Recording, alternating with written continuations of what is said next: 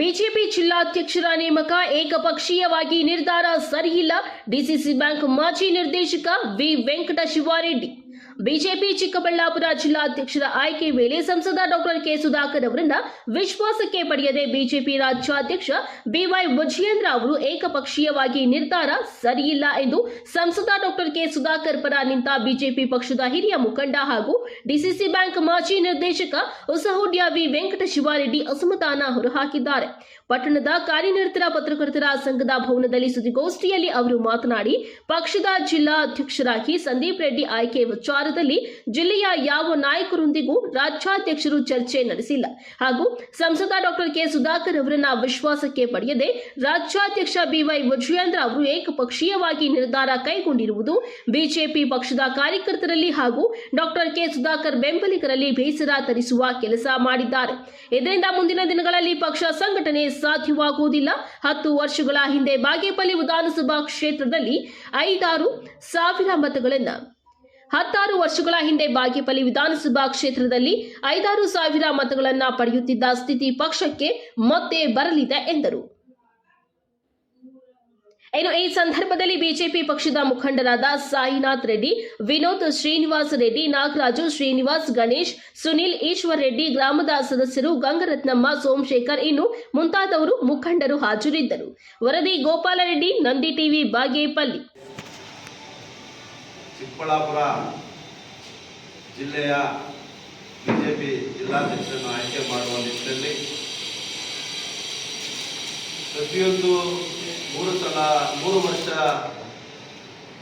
ಅವಧಿಗೆ ಒಬ್ಬ ಅಧ್ಯಕ್ಷರನ್ನು ಮಾಡುವುದು ಅದು ಪಕ್ಷದ ಪ್ರಕ್ರಿಯೆ. ಆದರೆ ಆ ಪ್ರಕ್ರಿಯೆಯಲ್ಲಿ ಚಿಕ್ಕಬಳ್ಳಾಪುರದ ಜನಪ್ರಿಯ ಸಂಸದರು ಈ ಭಾಗದ ಅಭಿವೃದ್ಧಿ ಅಧಿಕಾರ ತಾವೆಲ್ಲ ನೋಡೇ ಇದ್ದೀರಾ. ಸುಮಾರು ವರ್ಷಗಳಿಂದ ಸನ್ಮಾನ್ಯ ಸಂಸದರಾದಂಥ ಸುಧಾಕರಣ್ಣವರು ಶಾಸಕರಾಗೋದ್ರಿಂದ ಆವಾಗಲಿಂದ ಇವತ್ತಿನವರೆಗೂ ಕೂಡ ಎಷ್ಟು ಅಭಿವೃದ್ಧಿ ಕೆಲಸಗಳನ್ನು ಈ ಜಿಲ್ಲೆಯಲ್ಲಿ ಮಾಡ್ಕೊಂಡು ಬಂದಿದ್ದಾರೆ. ಜೊತೆಗೆ ಚಿಕ್ಕಬಳ್ಳಾಪುರ ಕ್ಷೇತ್ರದಲ್ಲಿ ಎಷ್ಟು ಮಟ್ಟಿಗೆ ಅಭಿವೃದ್ಧಿ ಮಾಡಿದ್ದಾರೆ ಪ್ರತಿಯೊಬ್ಬರು ಗೊತ್ತಿರ್ತಕ್ಕಂಥ ವಿಚಾರ. ಇದನ್ನೆಲ್ಲ ಬದುಕಟ್ಟಿ ಮೊನ್ನೆ ಸಂಸದರನ್ನ ಅವರ ಅವಗಾಹನೆಗೆ ಕೊಡ್ತೀರ, ಕನಿಷ್ಠ ಪಕ್ಷ ಸೌಜನ್ಯಕ್ಕಾದರೂ ಕೂಡ ಅವ್ರನ್ನ ಕೇಳಿದಿರ. ಸಂಸದರು 8 ತಾಲೂಕು ಜನಪ್ರತಿನಿಧಿ, ಜೊತೆಗೆ ಚಿಕ್ಕಬಳ್ಳಾಪುರ ಕೇಂದ್ರ ಸ್ಥಾನದಲ್ಲಿರ್ತಕ್ಕಂಥ ಸಂಸದರು ಅವ್ರನ್ನ ಕೇಳಿದಿರೋ ಒಬ್ಬ ಜಿಲ್ಲಾಧ್ಯಕ್ಷರನ್ನ ಮಾಡ್ತಾರೆ ಅಂದರೆ ಎಷ್ಟರ ಮಟ್ಟಿಗೆ ಇದು ಸರಿ ಅಂತ ಹೇಳ್ಬಿಟ್ಟು ಅವರಿಗೆ ಅವರೇ ಆಲೋಚನೆ ಮಾಡಬೇಕಾಗಿದೆ. ನೀವು ಆಲೋಚನೆ ಮಾಡಿ, ಇವತ್ತಿನ ಪರಿಸ್ಥಿತಿಯಲ್ಲಿ ಬಿಜೆಪಿ ಎಲ್ಲ ಕಾರ್ಯಕರ್ತರಲ್ಲಿ ಗೊಂದಲ ಸೃಷ್ಟಿ ಆಗಬಾರ್ದು. ಸನ್ಮಾನ್ಯ ಸುಧಾಕರಣ್ಣವರು 8 ಕ್ಷೇತ್ರಗಳನ್ನು ತಿರುಗಿ ಪ್ರತಿದಿನ ಭಾನುವಾರ ಬಂದು ಕೂಡ ಅವ್ರ ಮನೆಯಲ್ಲಿರಲ್ಲ. ಪ್ರತಿದಿನ ಈ 8 ಕ್ಷೇತ್ರಗಳನ್ನು ತಿರುಗಿ ಅವರದೇ ಆದಂಥ ಒಂದು ಸಂಘಟನೆಯನ್ನು ಮಾಡಿಕೊಂಡು ಪಕ್ಷ ಅಭಿವೃದ್ಧಿ ಮಾಡ್ತಾ ಇದ್ದಾರೆ. ನಿಮಗೆಲ್ಲ ಗೊತ್ತೇ ಇದೆ. ಅಂಥವ್ರನ್ನ ಬಿಟ್ಟು ನೀವು ಜಿಲ್ಲಾಧ್ಯಕ್ಷರು ಮಾಡ್ತೀರಾ ಅಂದರೆ ಅದು ತಪ್ಪು. ಇದು ಬಾಗೇಪಲ್ಲಿಯ ನಾವೆಲ್ಲ ಸೇರಿ ಸುಧಾಕರ್ ರೆಡ್ಡಿ ಅಣ್ಣವ್ರು ಬಂದಿದ್ದೀವಿ. ಇಲ್ಲಿರ್ತಕ್ಕಂಥ ಶಿವರೆಡ್ಡಿ ಅಣ್ಣ ಹೇಳಿದ ಹಾಗೆ ನಾವೆಲ್ಲ ಸುಧಾಕರ್ ರೆಡ್ಡಿ ಅಣ್ಣವ್ರು ಬಂದಿದ್ದೀವಿ. ನಾವು ಅವ್ರನ್ನ ನೋಡೇ ಪಕ್ಷಕ್ಕೆ ಬಂದಿದ್ವಿ. ಅವರೇ ನಮ್ಮನ್ನು ಪಕ್ಷಕ್ಕೆ ಬರ್ಮಾಡ್ಕೊಂಡಿದ್ವಿ. ಅಂಥದನ್ನು ಅವ್ರನ್ನ ಬಿಟ್ಟು ಈ ಥರ ಎಲ್ಲ ಮಾಡ್ತಾ ಇದ್ರೆ ಪಕ್ಷ ಕಟ್ಟಲಿಕ್ಕೆ ಸಾಧ್ಯ, ಮುಂದಿನ ದಿನಗಳಲ್ಲಿ ತುಂಬ ಕಷ್ಟ ಆಗ್ತದೆ. ಈ ದಿವಸ ಸಭೆ ಕರೆದಿರುವ ಮುಖ್ಯ ಉದ್ದೇಶ ನಮ್ಮ ಚಿಕ್ಕಬಳ್ಳಾಪುರ ಜಿಲ್ಲೆಯ ಸಂದೀಪ್ ರೆಡ್ಡಿ ಅವರು, ನಮ್ಮ ರಾಜ್ಯ ಅಧ್ಯಕ್ಷ ವಿಜಯೇಂದ್ರ ಅವರು, ನಮ್ಮ MP ಸಾಹೇಬ್ ಗಮನಕ್ಕೆ ಬಹಳ ಕನಿಷ್ಠ ಸೌಜನ್ಯಕ್ಕಾದರೂ ಮಾತಾಡ್ತಾರೆ. ನೇಮಕ ಮಾಡಿದ್ರು ತುಂಬ ನಾವು ಖಂಡಿಸ್ತಾ ಇದ್ದೀವಿ. ಹಾಗೂ ಈ ಪಾರ್ಟಿ ಚಿಕ್ಕಬಳ್ಳಾಪುರದಲ್ಲಿ BJP ಪಾರ್ಟಿ ಇರಬೇಕಂದ್ರೆ ಸುಧಾಕರಣ್ಣನವರೇ ಕಾರಣ. ನಾವು BJP ಪಾರ್ಟಿ ನೋಡಿಕೊಂಡು ನಾವು ಬಂದಿಲ್ಲ.